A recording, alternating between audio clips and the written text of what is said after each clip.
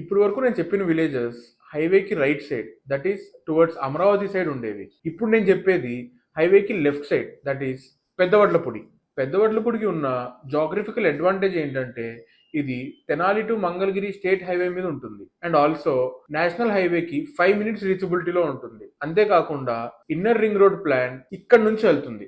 And development పరంగా Coca Cola manufacturing unit ఇక్కడ ఉంది, అక్షయ పాత్ర ఫౌండేషన్ ఇక్కడ ఉంది, సాక్షి రీజనల్ యూనిట్ ఇక్కడ ఉంది.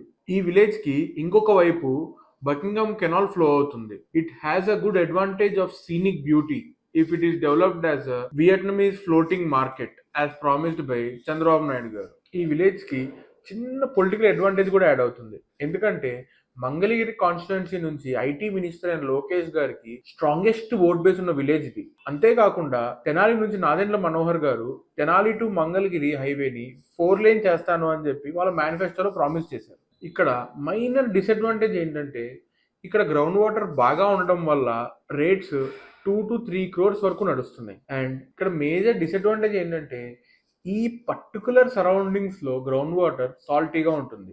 సో ఇక్కడ కన్స్ట్రక్షన్స్ కి అంతగా వర్కౌట్ అవ్వదు. ఇక్కడ మనం తెలియ కొనేస్తాం, బట్ కొన్నాక బాధపడతాం.